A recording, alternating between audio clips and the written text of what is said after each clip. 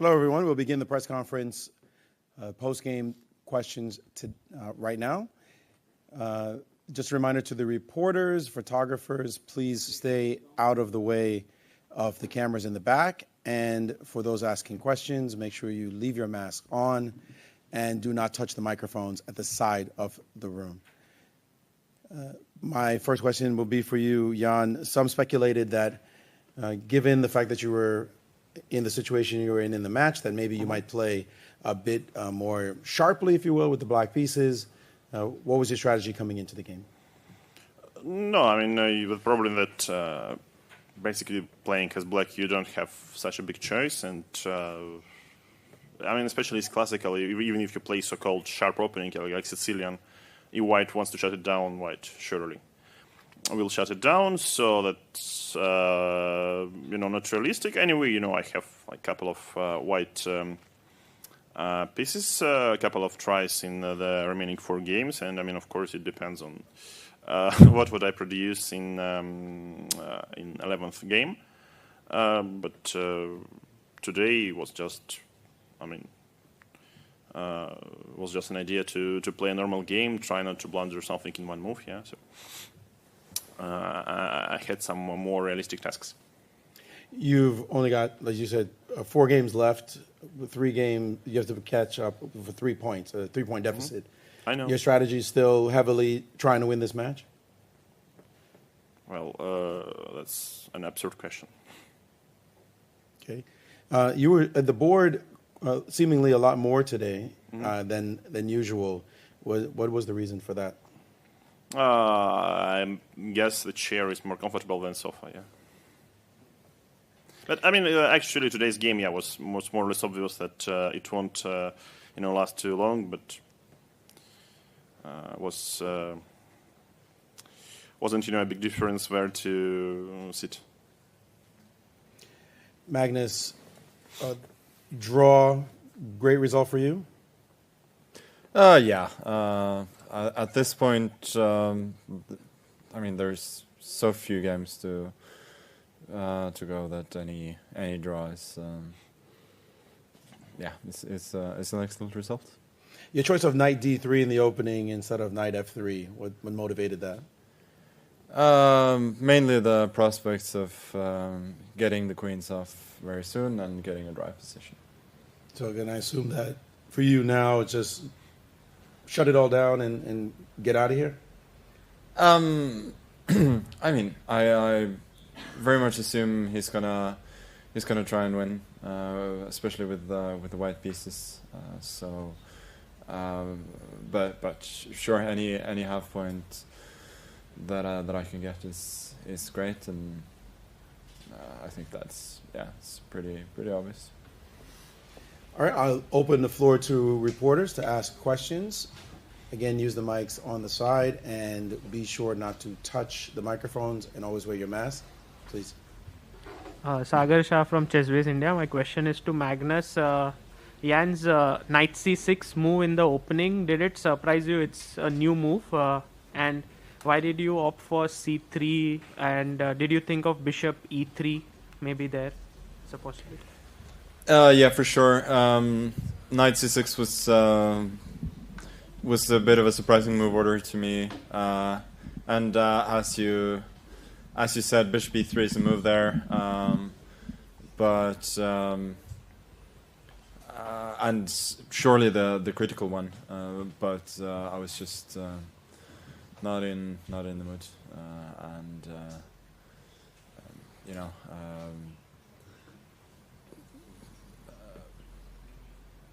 I think the match situation sort of explains that.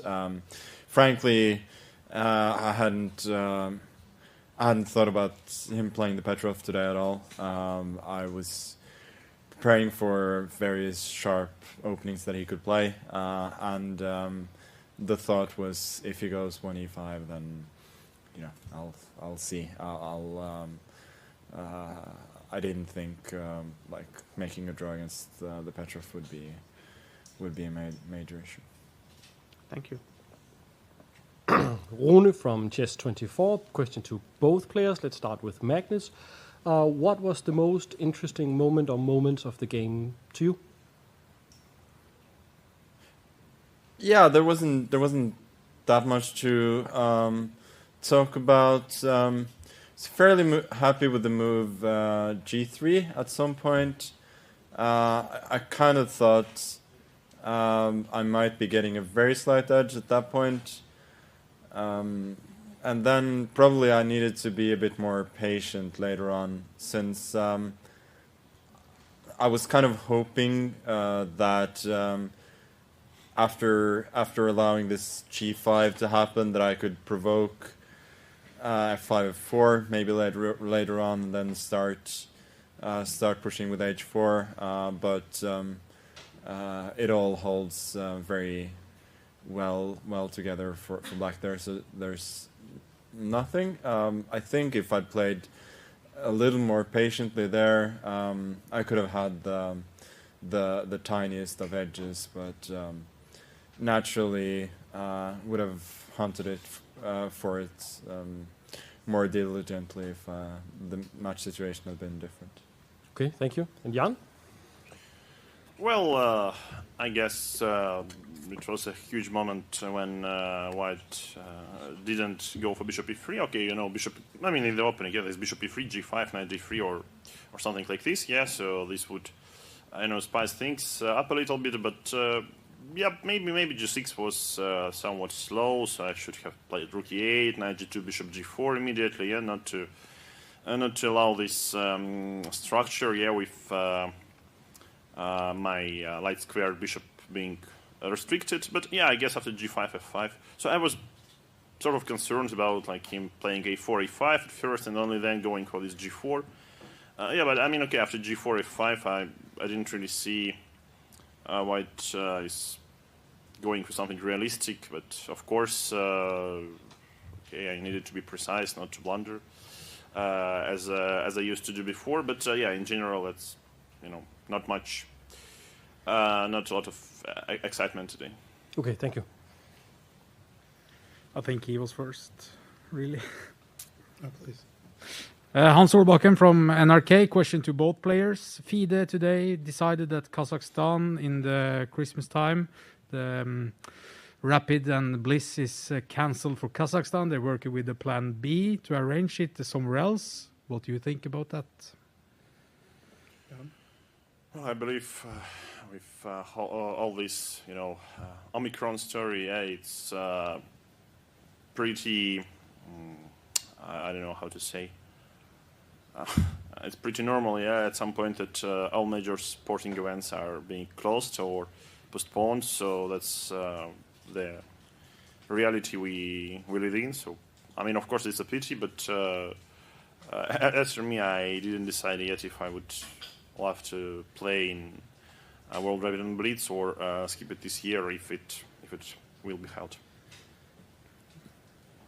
Yeah, I didn't know anything about that. Generally, I'm hoping to play if it's still held. Yeah, otherwise it's a pity, but obviously it's not a lot you can do. Now they're working with another plan. Yeah, I understand. Thank you.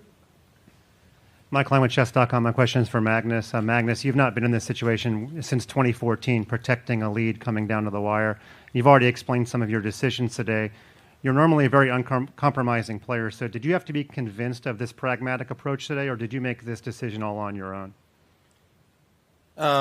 No, there was some discussion in my team, but I was definitely not pushing for something. For a different approach, let's say. Hi, this is Anna Cromling reporting from my channel, Anna Cromling. This is a question for both players. If you could only play e4 or d4 for the rest of your lives, which move of the two would you choose and why? Thank you. Magnus? Yeah, it's a little bit different from other questions. Thank you. I would probably go for for e4. Seems like there's a little more variety there in both closed and open games. But otherwise, I'm thinking that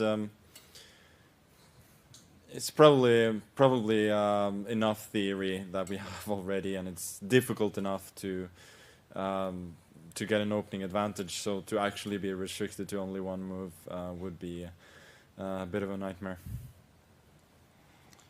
Well, I guess 100 years ago or about it, someone, I guess Rouser, told that, okay, white just wins after the first move e4.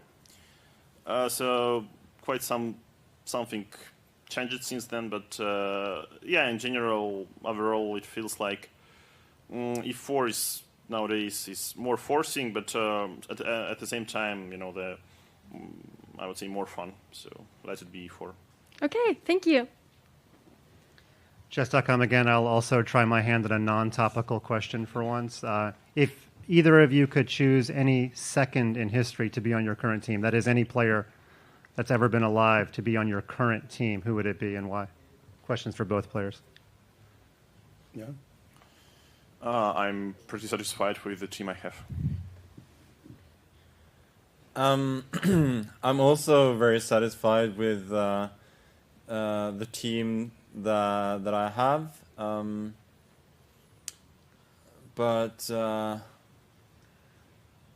maybe Kramnik in '96. He seemed to be a good second for Gary. Probably pretty annoying, but still very interesting. Why would he be annoying? I think that's self-explanatory. So, Magnus, you have always been wanted to be a world champion in classical, rapid, and it's also blitz. So, my question to you is, what's your take on World Bullet over the board championship? That sounds like a nightmare and pretty unrealistic. I think we're just not fast enough, not even close for that to be for that to be realistic. So I think speed chess in general over the board, it's good to have increment. It makes it better. Thank you. And I would also like to know Nepo's opinion here. Sorry, could you please repeat? What do you think about World Bullet Championship over the board? Well, if only it would be held, you know, with some wooden pieces, so it would, you know, make some sense. But apart of this, playing Bullet online, I would say that there are quite a lot of computer games which require some nice reaction and also very, very interesting. And that's why I normally prefer these games instead of bullet games. Thank you. Ole Kristianstrøm, VG Norway. Question for Magnus. Is the title in classical chess more prestigious for you than Rapid and Blitz, or can you compare them? Yeah, they're comparable in the sense that the classical title is only it's only contested every 2 years, and Rapid and Blitz is at least supposed to be every year. So I think that answers the question. Apart from that, I'm really happy that the effort has been made to organize Rapid and Blitz Championship the last few years, and it's certainly added something special to the calendar, and it's obviously very prestigious as well. Thank you. Hans Solbakken, NRK again. Question to Magnus. What activity do you hope Magnus Barstad is preparing for you tomorrow? Paddle, basketball, football? What do you hope for? Well, I can also choose myself, but I will tell you what my plans are for tonight. They will. I hope to see two all-time greats bust out of their respective competitions, namely Barcelona and Bent Leikvoll.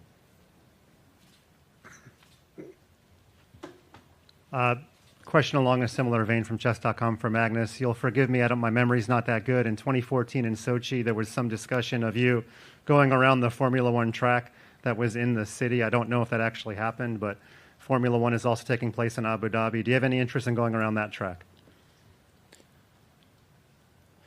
Let's just say I've yet to be convinced about Formula One.